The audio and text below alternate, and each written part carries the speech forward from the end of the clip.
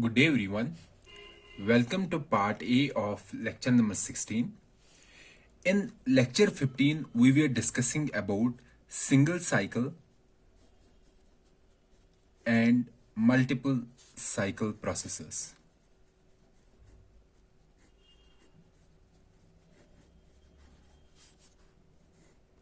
So, this was our discussion in our lecture 15.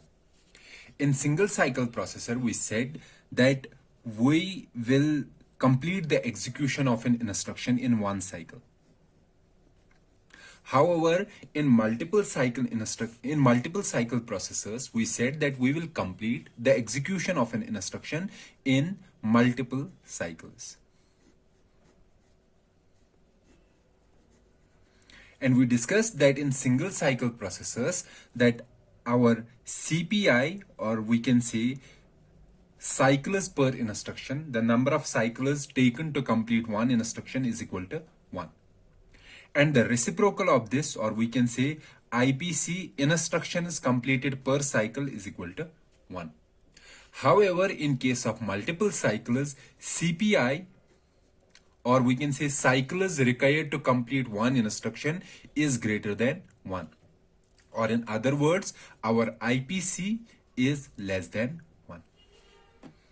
This was our discussion in our previous lecture.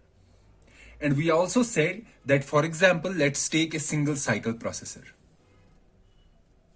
This is our single cycle processor. So the total time to complete one instruction will be equal to complete one particular instruction is equal to CPI into cycle time. This is same for both multiple cycles and single cycle processor. Time taken to complete one instruction. So in case of single cycle, CPI is equal to 1. Okay, and in case of multiple cycle processors, CPI is greater than 1. So if we say that this cycle time is constant in both the cases, then you can see that total time is directly proportional to CPI, or we can say total time is inversely proportional to IPC, considering that cycle time is constant. So that means having lesser CPI means less time, and less time means that we are executing the instruction faster. Okay, so in case of single cycle processors, since we have CPI equal to 1, so time will be less. Okay, so we can say that single cycle processors will execute the instruction faster as compared to multiple cycle processors, provided this cycle time is constant. Okay, likewise, we can also say that since IPC of multiple cycle processors is less than 1, that means IPC is very less. Okay, so IPC is less, that means total time taken will be more. So if we have a constant cycle time, then single cycle processor will be better than multiple cycle processors. But when our cycle time is constant.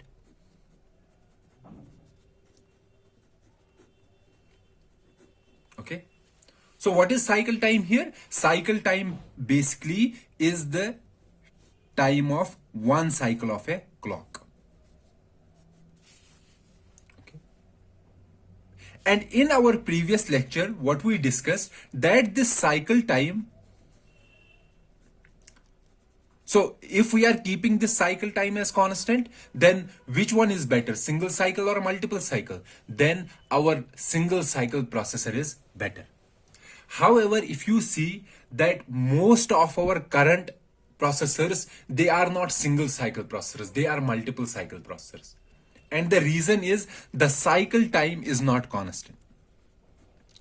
What I mean to say, that cycle time in case of single cycle instruction is, this cycle time, it depends upon the worst instruction, or we can say worst case scenario. So cycle time in case of single cycle instruction will be equal to time taken by the worst instruction. Worst here I mean the instruction which is taking the maximum time. Worst instruction. Okay. And in case of this is in case of single cycle processors. So the cycle time, we know that the processor, in case of single cycle processor, the instruction is to be completed in a,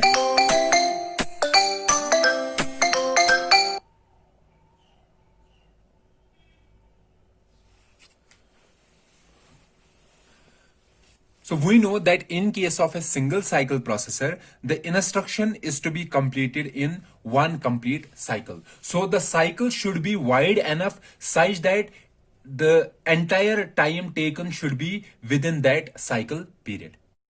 In case of single cycle instructions, this cycle should be equal to the time taken by the slowest instruction. Okay, because we want that all the time, or the time taken by every instruction should be less than the clock cycle time. Okay, and we know that the maximum possible time is the time taken by the worst instruction, which is taking the maximum time. So our clock cycle time in case of single cycle processors should be equal to time taken by the slowest instruction.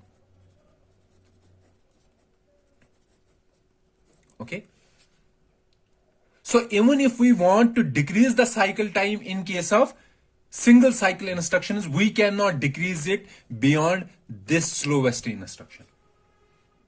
Okay, now take the example of multiple cycle processors. In multiple cycle processors, this cycle time is independent of the time taken by the slowest instruction.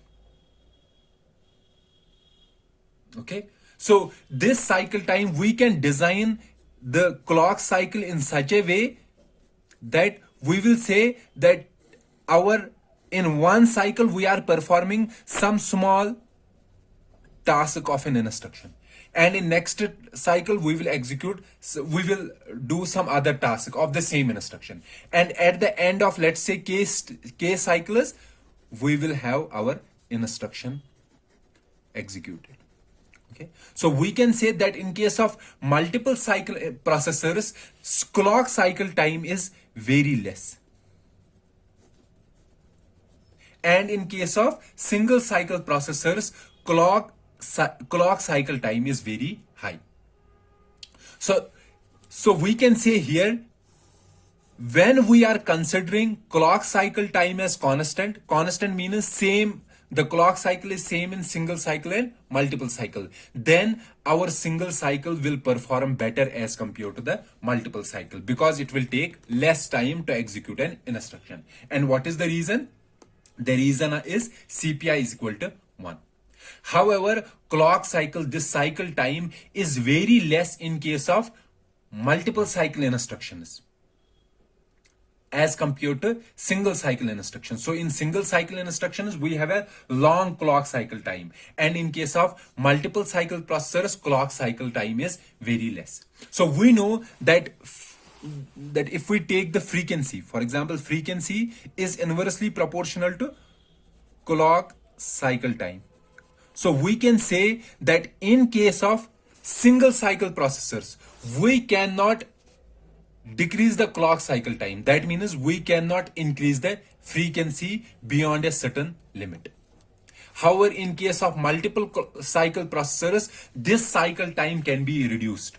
The single clock cycle time can be reduced. That means we can increase the frequency, and by increasing the frequency or reducing this, we will reduce the total time taken to execute an instruction. That means it will become faster. So in case of single cycle processors, there is no, we can say, no scope of improvement. Neither we can see CPI is equal to 1.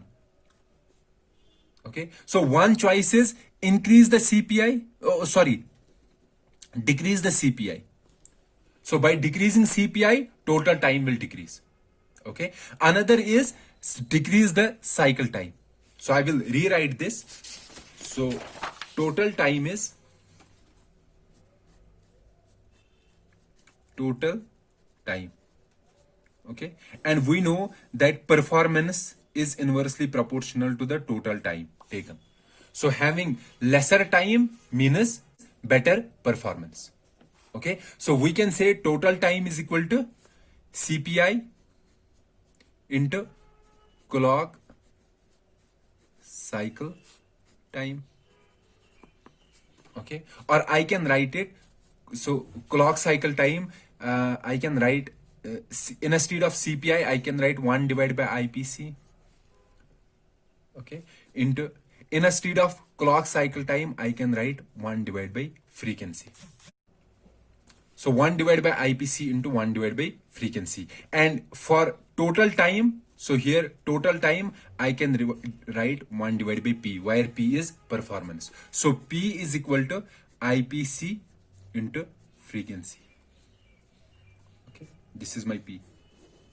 Or I can write performance is equal to 1 divided by CPI into frequency, or 1 divided by CPI into 1 divided by clock cycle time. Okay, so having a better EPC means IPC means better performance, better frequency means better performance. Now let's compare single cycle and multiple cycle processors. Now let's take first single cycle. So in case of single cycle, IPC equal to 1. So to improve performance, what are the possibilities? For better improvement in performance, we should increase IPC or increase frequency. So these are the two choices: increase IPC or increase frequency, or we can say decrease CPI or decrease clock cycle time.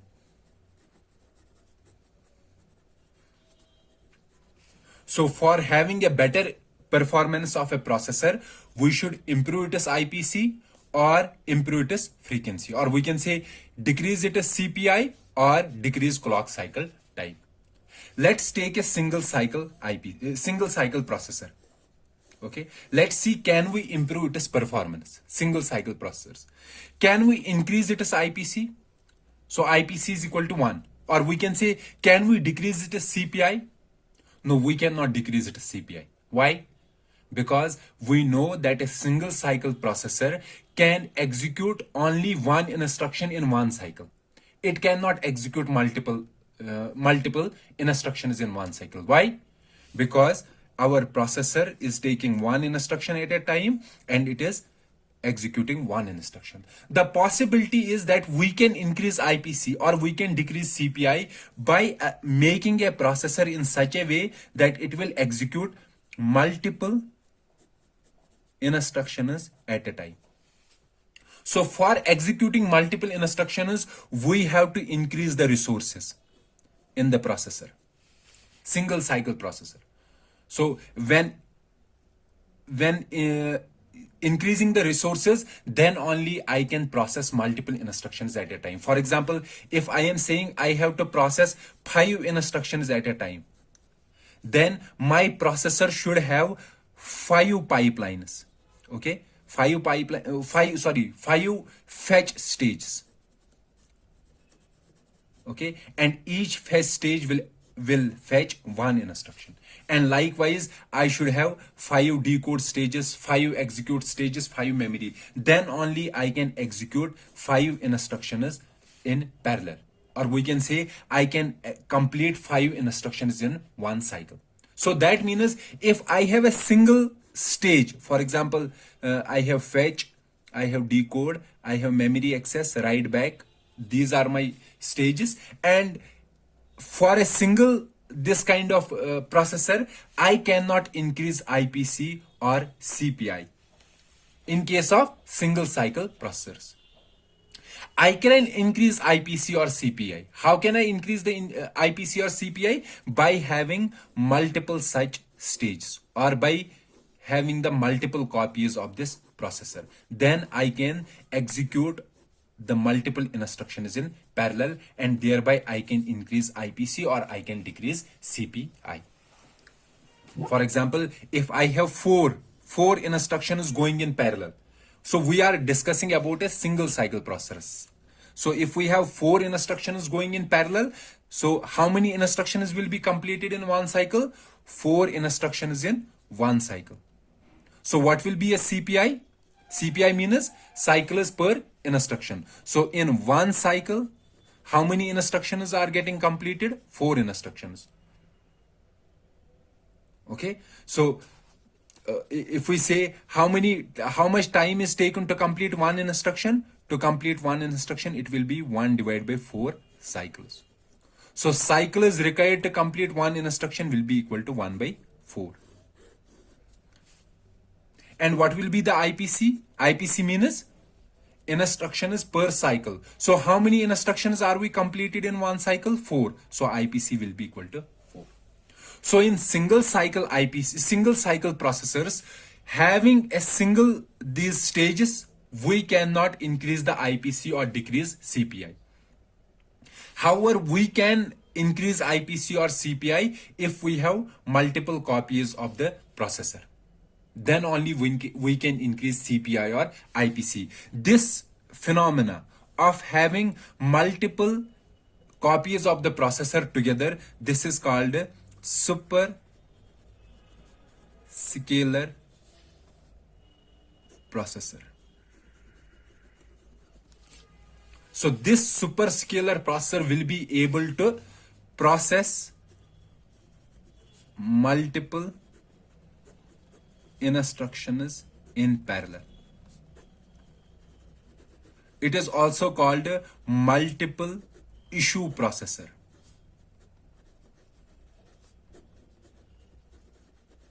Issue means that we are issuing multiple instructions in parallel. And here, how many instructions we are giving? We are giving 4 instructions. So here it is called multiple issue processor with issue width equal to 4. Okay. However, in this particular course, we will only discuss about processors with issue width equal to 1. That means they will be able to process only one instruction, not multiple instructions in parallel.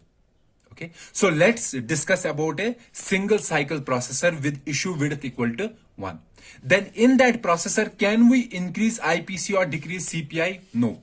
So the first choice of increasing IPC or decreasing CPI with an issue width of 1 is not possible in case of single cycle processors. Okay. So our performance was IPC into frequency. So for a single cycle processor, we cannot improve IPC. Now the second improvement is frequency. Can we improve frequency? So the second is increasing frequency or decreasing clock cycle. So we are discussing for which processor? Single cycle. So in case of single cycle processor, can we do it? We know that in case of single cycle processors, clock cycle time is determined by the slowest instruction. Time taken by the slowest instruction. So since the time taken will be same, so instruction by changing the processor, we cannot change the nature of the instruction.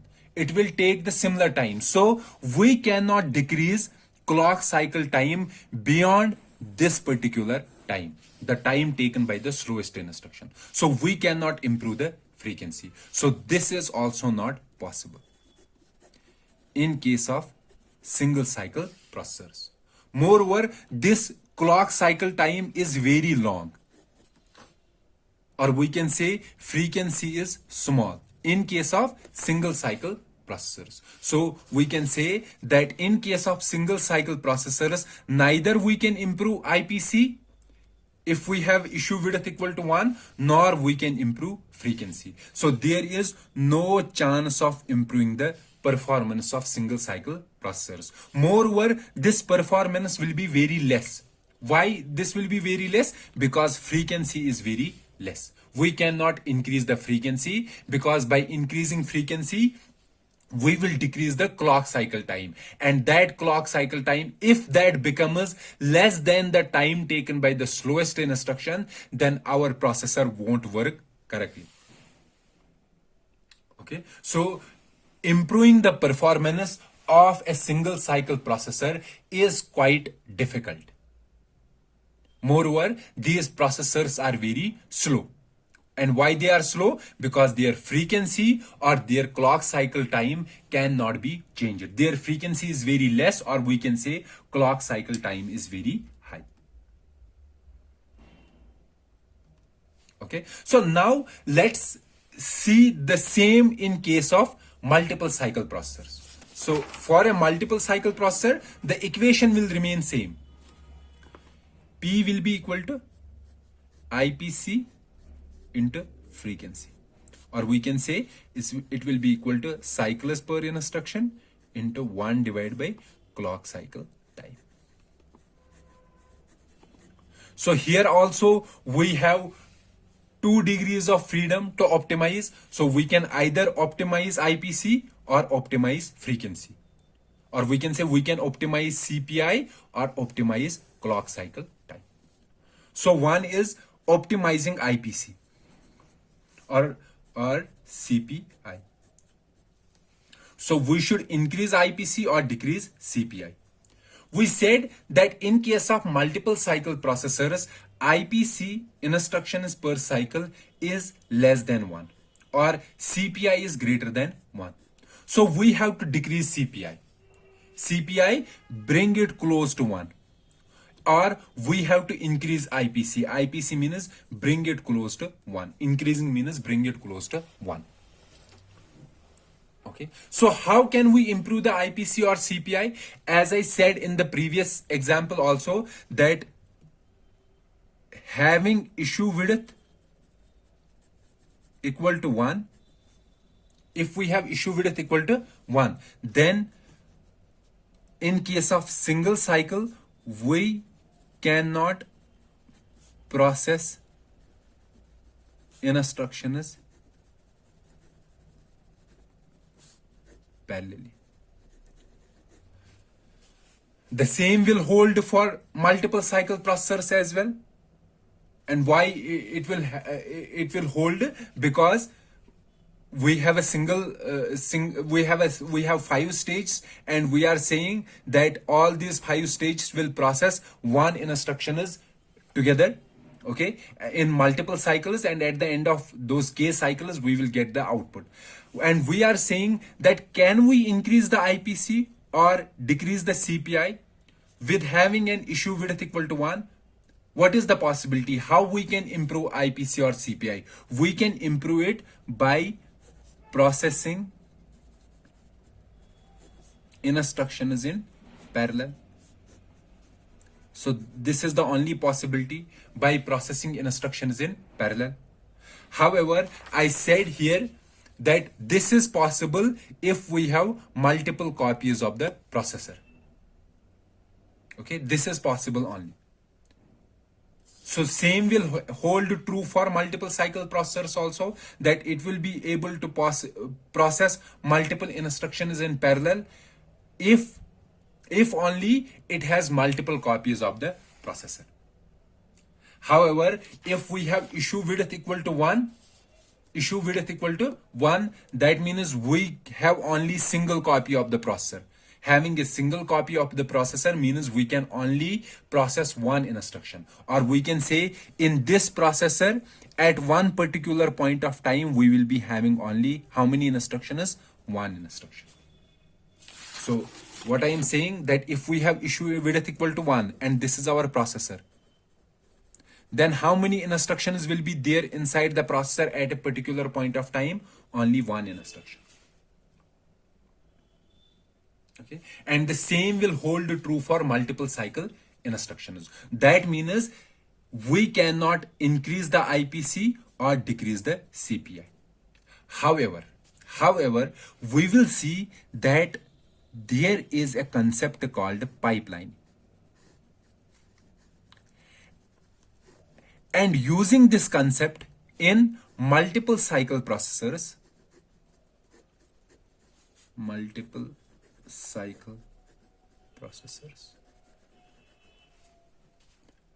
okay, using this concept of pipelining in multiple cycle processors, we can have a processor in which at a time we can have more than one instruction.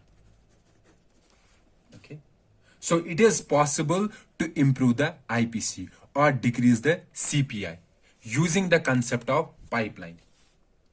However, please keep this in mind that even after using pipeline, this IPC will be always less than 1. Or we can say that it can become equal to 1. It won't be ever greater than 1. This won't be possible. Or we can say CPI will always be greater than 1, or in the best case it will reach to 1, but it won't be never less than 1 in case of multiple cycle processors. So we can improve the IPC or CPI, but it won't be improved beyond a certain limit, having a issue width equal to 1. However, if our issue width is greater than 1, then we can improve IPC above 1, or we can have CPI below 1. But for an issue width equal to 1, we can improve IPC of a multiple cycle processor by using a concept of pipelining. Okay, so using pipelining, our aim is to improve IPC, that is increase IPC, bring it close to 1, or we can say decrease CPI or bring it close to 1. Using pipelining, we cannot increase the IPC above 1, or we cannot decrease the CPI below 1. So having IPC greater than 1 means we cannot have, having IPC greater than 1 means that in a single cycle we are able to complete more than one instruction. And using a single processor with a single set of resources, it won't be possible. So it is possible only if we have if we have a processor with multiple copies of the same those 5 stages that we are having. Okay, so in case of multiple cycle processors, I said that this pipelining will be used to improve the IPC, or we can say improve the performance. The second parameter is F. So we will discuss this pipelining in our subsequent lectures in greater detail. The second parameter is F, frequency. In our single cycle process, as we had discussed, that we cannot increase frequency or we cannot decrease clock cycle time, because here clock cycle time depends upon the time taken by the slowest instruction. Okay, so let's see, can we improve performance in case of multiple cycle instructions? Multiple cycle instructions. So we know that in case of multiple cycle instruction, our clock cycle time, it does not depend upon the instruction. Okay, it is independent of the instruction. Okay, so our clock cycle time should be as short such that we should be able to perform certain sub operation. So we can say our clock cycle time is independent of the instruction, the type of instruction. However, in case of single cycle instructions, this clock cycle time was determined by the slowest instruction. That means in case of multiple cycle instructions, we can decrease the clock cycle time, or we can say we can increase the frequency. So increasing the frequency, that means we have a better performance. Okay, so in case of multiple cycle processors, since there is a possibility of improving IPC using the concept of pipelining, and there is also the possibility of improving frequency. So we can easily improve the performance of a multiple cycle processor. Okay, but you have to keep in mind, if the frequency is same, or we can say if the clock cycle time is same, then which processor will be better? Then our single clock processor will be better. However, our frequency is not same in both the scenarios. In single cycle processors, clock cycle time is much larger as compared to multiple cycle processors. So that is why the performance of multiple cycle processors is better than the single cycle processors. So that is one reason. Another reason is that we can both improve the IPC of multiple cycle processors and the frequency. That means we can improve its performance. However, in case of single cycle processors, we cannot do that. That is why most of current processors are multiple cycle processors. Multiple cycle means that we are completing the processing of an instruction in multiple cycles. Now, regarding IPC, improving IPC using the concept of pipelining, we will discuss this in our next lecture. Now let's come to this frequency. So can we increase frequency without any limit? Does this increase has any limit? For example, your current processors, if you can see your mobile phone processors or your high-end processors, they are mostly 3.4 gigahertz. So can we further improve frequency? For example, making it 5 gigahertz, making it 7 gigahertz. Why are not designers improving the frequency beyond a certain limit? Because improving a frequency means my processor will become better. The performance will be better. But you can see our maximum frequency is, for example, 3.4 gigahertz. We are not going above this frequency. What is the reason? What is stopping us from improving the frequency? The stopping point is our power consumption.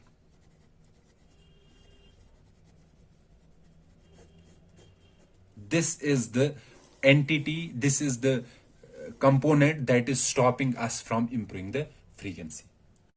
This power consumption. So let me describe how. So our processor,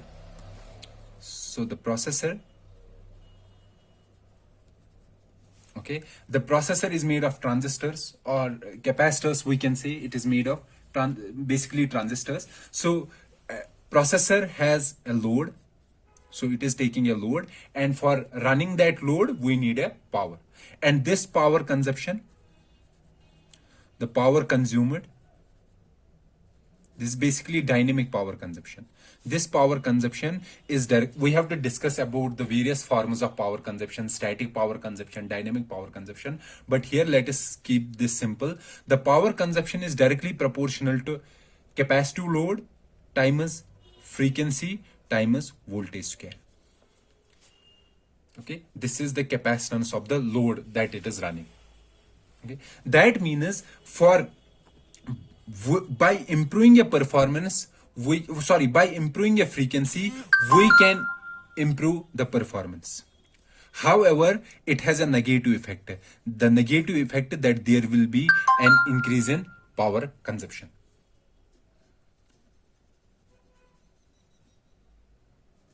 So by increasing frequency, we can improve the performance, but at the cost of higher power consumption. And we cannot increase power beyond a certain limit. Why? Because after increasing power consumption, the temperature of a chip will increase. And the increase in chip temperature will result in increase in another power component called a leakage power. So it will be a cycle. So increase in leakage power will increase in power temperature, and increase in temperature will be increase in leakage power. So there will be this cycle, and there will be a thermal breakdown of a circuit. So that is why we won't increase the frequency beyond a certain limit. Okay, so frequency can be improved to one particular point. After that particular point, we can not increase the frequency because there will be increase in power consumption.